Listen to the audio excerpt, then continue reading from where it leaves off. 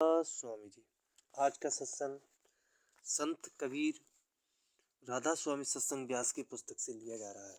सत्संग का विषय है मूर्ति पूजा। सत्संग शुरू करने से पहले सारे सत्संगी भाइयों से अनुरोध है कि सत्संग की वीडियो को लाइक करें और चैनल को सब्सक्राइब करके जाएं। तो सत्संग शुरू करते हैं। मनुष्य की प्रवृत्ति परमात्मा की भक्ति की ओर होती है, क्योंकि आत्मा का स्वाभाविक झुकाव अपने मूल स्रोत परमात्मा की ओर है। परंतु यह न जानते हुए कि परमात्मा की तलाश कहाँ और किस प्रकार की जानी चाहिए, मनुष्य उसे मूर्तियों, धर्म ग्रंथों, तीर्थों, नदियों, सरोवरों, पहाड़ों और गुफाओं आदि में ढूंढता है। वह अपने हाथ से ईंटों, पत्थरों की इमारतें खड़ी करके उन्हें परमात्मा के रहने का स्थान मान लेता है। उसे पाने के लिए वह रंग बिरंगे भेष धारण करता है, छापे, तिलक आदि लगाता है, माला फेरता है, दान पुण्य करता है और जप तप संयम आदि कठिन साधनों को अपनाता है। मनुष्य समझता है कि इन साधनों से वह प्रभु को प्रसन्न कर रहा है, परंतु संतों के अनुसार वह केवल भ्रमों में उलझकर अपने आप को भुलावे में डाल रहा है। कबीर ने इस प्रकार की समस्त बाहरमुखी क्रियाओं को बड़े स्पष्ट और सबल शब्दों में खंडन किया है। इसके फलस्वरूप इन्हें अपने जीवन काल में ही पुरोहितों, पंडितों और गूढ़वादियों के हाथों अपमान और अनेक प्रकार की यातनाएं सहनी पड़ी हैं। संतों ने हमेशा जीवों को बाहरी पूजा और कर्मकांड से हटाकर आंतरिक अभ्यास की प्रेरणा दी है। शरीयत और कर्मकांड का खोखलापन प्रकट करने के कारण मंसूर और सरमद, नामदेव, गुरु रविदास, गुरु नानक देव जी, गुरु अर्जुन देव जी तथा अन्य गुरु साहेब और दादू मीरा पलटू आदि संतों को कबीर के समान ही समाज के हाथों असहनीय यातनाएं सहनी पड़ी हैं। कबीर कहते हैं, ये बाहरमुखी पूजाएं व्यर्थ है। सच्ची आराधना संत की सेवा है और सच्ची पूजा सच्चे नाम का अभ्यास है। कहते हैं, पाहन पानी पूज के सेब जासी बाद और सेवा कीजिए सादगी, सतनाम करो याद। जड़ पदार्थ मनुष्य के प्रेम के बदले में से उसे प्रेम नहीं दे सकते और ना ही वे अभ्यासी को आंतरिक मंडलों में ले जा सकते हैं। कोई भी कलाकार एक मूर्ति बनाकर उसमें प्रभु को बंद नहीं कर सकता। जड़ वस्तुओं की पूजा जड़ से मोह जागृत करके जीव को जड़ संसार में ही बसाए रखती है। कबीर पाहन को पूजिए, जे जन्म न दे जाओ, अंधा नर आशा मुखी, यों ही खोवे आओ। कबीर कहते हैं कि यह सब पूजा करना पत्थर की नाव में बैठकर संसार समुद्र को पार करने का प्रयास करना है। पत्थर को की एक नाव बनाई, उतरा चाहे चिन्मय, एक अन्य स्थान पर वे कहते हैं कि ये सब बाहरमुखी क्रियाएं कागज की नाव के समान है और मनुष्य के कर्मों का भार पाषाण के समान, जिसे लेकर यह नाव भवसागर को पार नहीं कर सकती। कागज केरी नावरी, पाहन गरवा भार, और कहे कबीर विचार के, भव बूढ़ा संसार। आगे कबीर साहब कहते हैं, काइया मांजस काउन गुना, जौघट भीतर मलना, लड़की 68 तीरथ नाही, कार परन तऊ न जाई।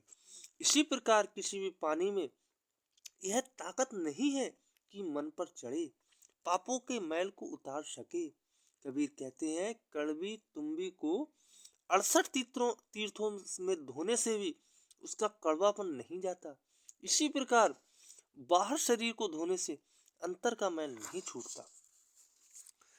और कबीर साहब जी आगे कहते हैं, राम बिना संसार धुंध कोहरा, सियर प्रकट जमका फेरा, देव पूज पूज हिंदू मुए, तुरक मुए हज जाई, और जाटा बांध बांध जोगी मुए, इनमें किन्हू न पाई। कभी कभी ना कबता मुए, कापड़ी के दारा जाई, और केस लूच लूच मुए बरतिया, इनमें किन्हू न पाई। धन संचित राजा मुए, अरुल कंचन भार, और वेद पढ़े पढ़ पंडित मुए, रूप भुले मुई नार। जेनर जोग जुगत कर, जाने खोजे आप शरीरा, और तिलक मुकत का संसा नाही, कहत जुलहा कबीरा। विभिन्न प्रकार की बाहर मुखी क्रियाओं का निषेध करते हुए कबीर कहते हैं कि जो अभ्यासी प्रभु से मिलाप करने की युक्ति जानते हैं, वे अपने तन में से उसकी खोज करते हैं, उसको परम पद अवश्य प्राप्त होगा, इसमें कोई शंका नहीं है। कबीर ने बाहर मुखी क्रियाओं को केवल खंडन ही नहीं किया है, बल्कि परमात्मा की सच्ची भक्ति का मार्ग भी बताया है। मंदिरों मस्जिदों की उन्होंने आलोचना की है, क्योंकि परमात्मा का असली मंदिर मनुष्य का शरीर है। अगर उन्होंने बाहर के रीति रिवाजों रूपी खोटो सिक्कों को त्यागने की प्रेरणा दी है, तो उन्होंने इनके बदले प्रभु प्राप्ति रूपी अशर्फियों मनुष्य के सामने रखी हैं। कबीर कहते हैं कि लोग किनारे पर पड़े हुए खाली शंखों और सीपियों को बटोरने में लगे हुए हैं। उन्हें चाहिए कि समुद्र में गोता लगाएं, जहां उन्हें रूहानियत के अनमोल मोती मिलेंगे। समुद्र से रत्न प्राप्त करने की यह विधि अथवा शरीर के अंदर जाने का भेद संत अपने शिष्यों को दीक्षा के समय प्रदान करते हैं। दीक्षा या नामदान के समय भी जिज्ञासु को 3 साधन सुमरन, ध्यान और शब्द धुन बताते हैं। संतों के अभ्यास की विधि मन और आत्मा के शरीर से समेटकर आंखों के केंद्र पर लाकर आंतरिक रूहानी मंडलों में ले जाने की विधि है। मन को बाहर भटकने की आदत को रोकने के लिए संतों ने दुनिया के सुमरन की जगह नाम का सुमरन, बाहरी ध्यान की जगह आंतरिक ध्यान और बाहर के स्वादों की जगह अंदर स्वाद के रस को स्वाद लेने के उपाय बताए हैं। अब सुमरन किसे कहते हैं तो जानते हैं सुमरन के बारे में। संतों का सुमरन केवल जी हाँ से किसी नाम का जाप नहीं है, यह मन के द्वारा किया जाता है। सुमरन करने के लिए किसी प्रकार की माला आदि बाहरी आधार की जरूरत नहीं है। मन सुमरन में इतना लीन हो जाना चाहिए कि दुनिया के कामकाज करते हुए भी अभ्यासी का सुमरन चालू रहे। सुमरन की एकाग्रता का जिक्र करते हुए कबीर कई उदाहरण देकर समझाते हैं। सब संतों ने सुमरन के महत्व पर जोर दिया है। मुस्लिम फकीर भी कहते हैं कि खुदा का जिक्र अर्थात सुमरन मन के द्वारा करना चाहिए। मौलाना रूम का कलाम है, तू नाम का जिक्र बगैर जबान और लालूक और तालू के कर। इस सुमरन के द्वारा आत्मा आंखों के केंद्र पर आती है, अंदर के वज्र कपाट खुल जाते हैं और रूहानी मंडलों का मार्ग सरलता पूर्वक तय होता है। कबीर कहते हैं कि सुमरन के द्वारा मनुष्य प्रभु में समा जाता है। कहे कबीर सुमरन कियो साईं माही समाए। गुरु अर्जुन देव जी कहते हैं कि जो व्यक्ति एक पल भर के लिए सुमरन में लीन हो जाता है, वह अनंत काल के लिए स्थिर और शांत हो जाता है। एक निमक जो सिमरन माए जिया, कोट दिनस लाख सदा थिरुथिया। सुमरन के विषय में अपने एक शब्द में कबीर कहते हैं कि सुमरन से अभ्यासी मुक्ति प्राप्त करता है तथा फिर से संसार में नहीं आता। वह निर्भय पद में पहुंचकर अनहद शब्द की धुन सुनता है। मनुष्य को चाहिए कि ऐसा सुमरन करे, क्योंकि इसके बिना मुक्ति नहीं हो सकती। कहते हैं जिहे सुमरन होए मुक्ति द्वारू, जाए बैकुंठ नहीं संसारू। निर्भव के घर बाजई तूर, अनहद बाजई सदा भरपूर। ऐसा सुमरन कर मन माही, बन सिमरन मुकत कहत नाही। गुरु गोविंद जी भी कहते हैं एक चित जिन इक छिन ध्याओ, खाल फास के बीच न आयो। कि एक पल के लिए एकाग्रता पूर्वक वर्णनात्मक नाम का अभ्यास करने से जीव काल के जाल से लौटकर नहीं आता। जब अभ्यासी अंदर के मंडलों में ऊपर की ओर प्रगति करता है, तब कई बार काल की शक्तियां उसको डराने, प्रलोभन देने और गुमराह करने की कोशिश करती हैं, परंतु सुमरन के सामने ये शक्तियां ठहर नहीं सकती। जैसे ही अभ्यासी गुरु के दिए हुए नाम का सुमरन करता है, ये शक्तियां भाग जाती हैं। कबीर कहते हैं सतनाम सुन भागे सारे, जब सतगुरु नाम उचारा है। जो नाम सतगुरु सुमरन के लिए देता है, उसमें गुरु को अपनी अपार शक्ति होती है। यह नाम अभ्यासी के अंतर में हर संकट से रक्षा करता है। यमराज और यमदूतों तक का साहस नहीं कि इस सुमरन के आगे ठहर सके। कबीर का कथन है कबीर हमरे नाम बल, सात दीप नौ खंड, जम डर पै सब भय कर, गाज रहा ब्रह्मांड।